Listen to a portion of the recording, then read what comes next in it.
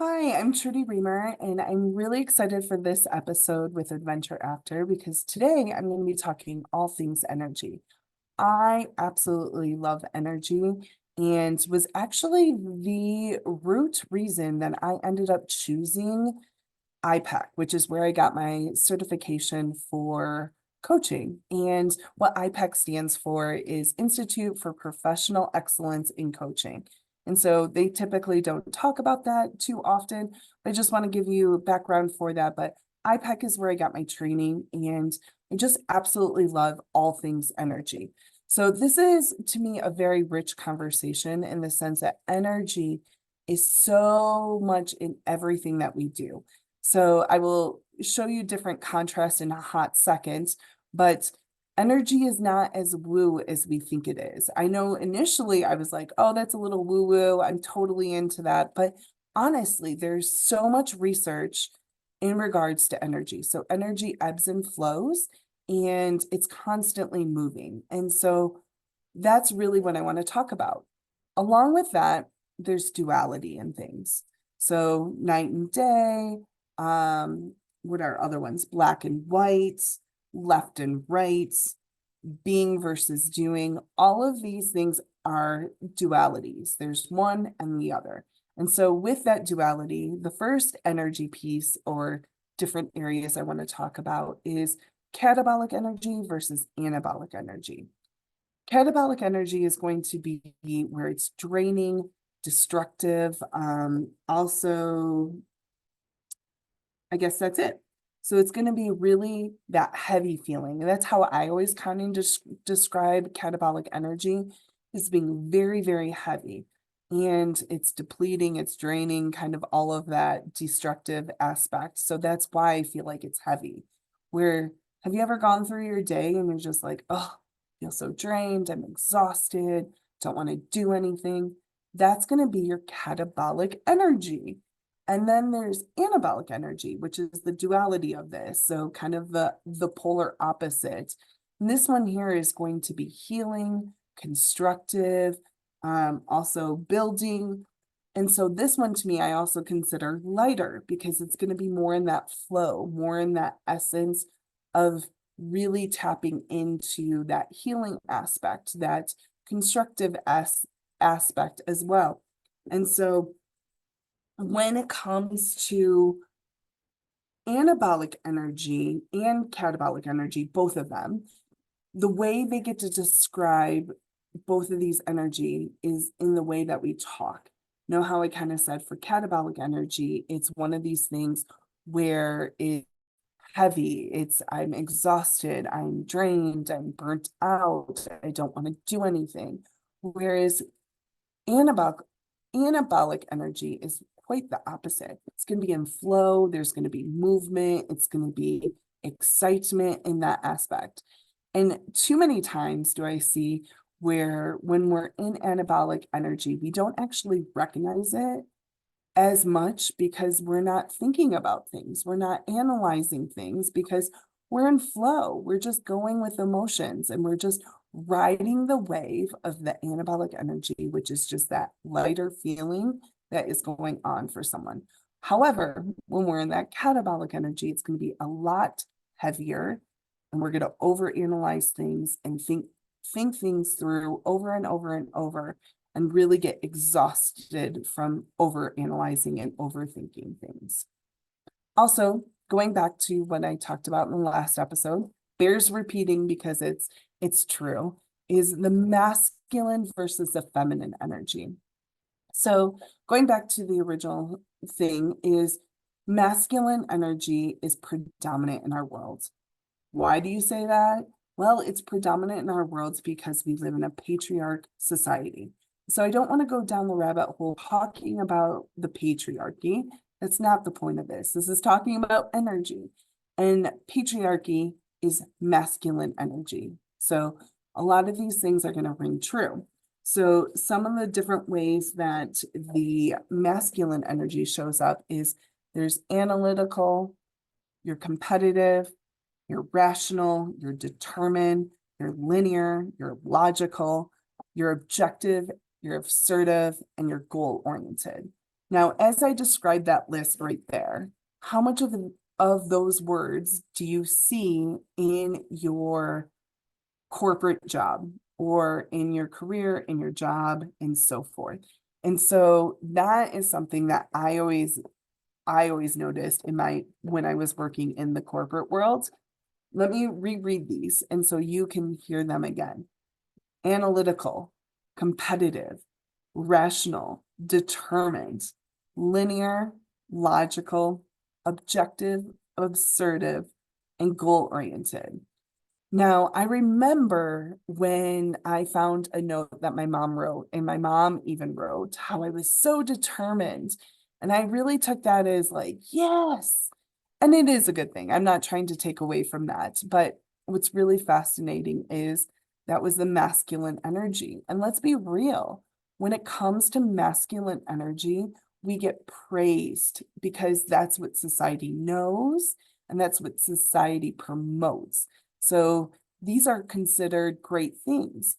But in essence, where feminine energy is not present, it kind of gets out of balance because you get to that catabolic energy of being drained and depleted and so forth. Because if you're constantly on the go, go, go, go, go, and the doing portion of the masculine energy, at some point, the opposite and the polar of the being is like exhausted.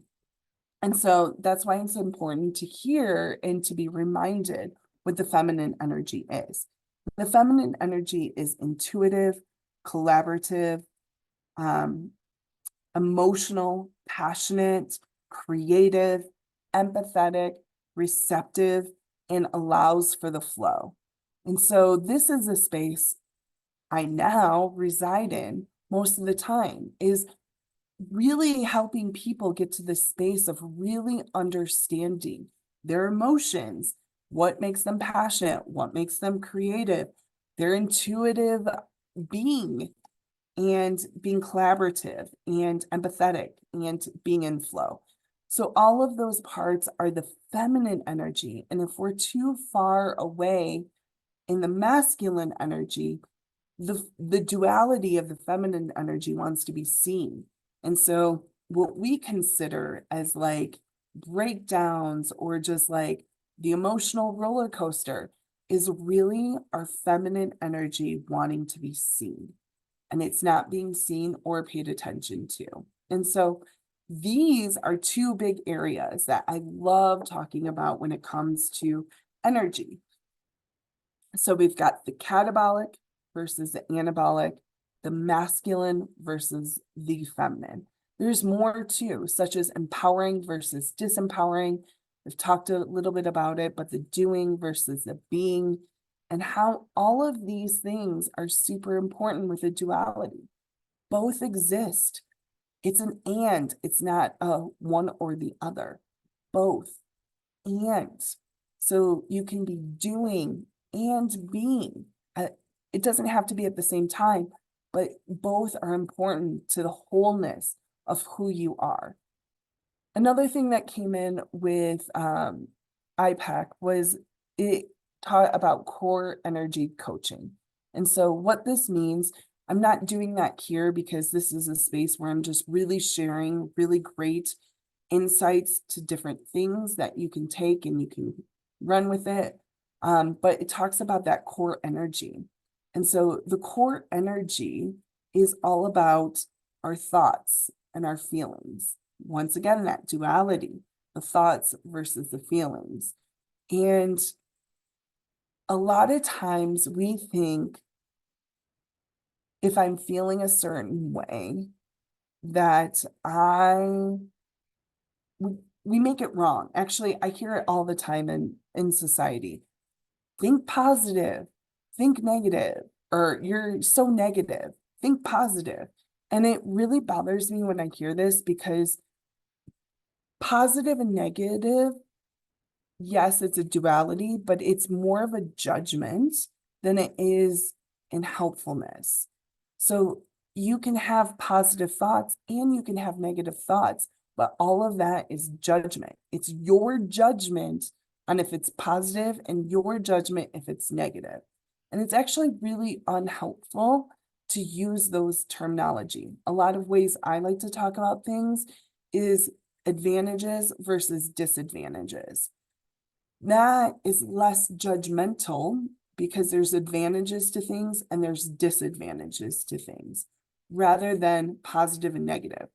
And I guess I say this because when I think about the grief that I've experienced, a lot of times this could be put as being a negative. And that really bothers me because grief is a part of life. There's love and then there's grief, the absence of love. And that's the definition of grief, is absence of love. And so to call my grief negative, or because I'm not thinking a certain way that makes you comfortable and positive thinking, doesn't make my experience not okay or not worthy of my own experience. It's your judgment that you think I'm in negative mind space, and it's not. It's really more, I'm experiencing something that's making you feel uncomfortable. So you're judging my experience. And so there's advantages and disadvantages, which I love so much more. So when you're going through grief, the advantage of this, which I wish I would have learned way back when I was going through all of the loss of my family, is the advantages of going through grief is it's a time to be able to pause and reflect and to be in sadness. And there's nothing wrong with being in sadness. It's something I had to go through because I was sad. I had lost my father. I had lost my mother. I had lost my brother. And it was so important for me to have those emotions and to be in a space where I could be seen and witnessed. And because people have this hard time with being uncomfortable with people's loss because it's perceived as negative, people wouldn't sit with me in those emotions. The people that would were my counselor. She sat with me in those emotions and gave me the space to process through that rather than wanting me just to be better. Because I wasn't, I was grieving, and it's okay to be grieving. And so I guess I'm bringing up the positive and negative because I would like for you to pause and think, why do you say positive and negative? Really, really zone in next time you say positive thinking. Are you judging either the person that you're seeing as not being positive or negative, or are you judging yourself as not seeing yourself as positive and negative? Because that's what positive and negative are, is they are those judgments. And so it's not a healthy energy to have. A healthy energy is advantages and disadvantages. And finishing up that thought, because I kind of got off on that. There was an advantage for me honoring my grief because it was the place that I was in. And the disadvantage was, I guess the disadvantage at best that I can describe is missing my loved one, the absence of that love. And so in those moments, I really wish for people to be able to allow people the dignity of their own process without placing judgments upon them. So I guess I just say all of this of like, I want you to start looking at energy differently, and not even energy differently. I want you to look at your words differently. Look at how you are speaking, not only to yourself, but to others. I know it's with good intentions that you want people to have positive thoughts, but positive thoughts aren't going to be there if you're not giving them the space to process what needs to be processed. So going back to that feminine energy, so important for us to process emotions rather than being in the doing of it, because that isn't going to help anyone. So as a recap, let's just catch you all up to, again, what we kind of discussed here. catabolic versus anabolic energy and the duality of that, masculine versus feminine and the duality of that, advantages and disadvantages, rather than positive and negative. So thanks so much for checking out this episode. I look forward to the next one that we have. Much love.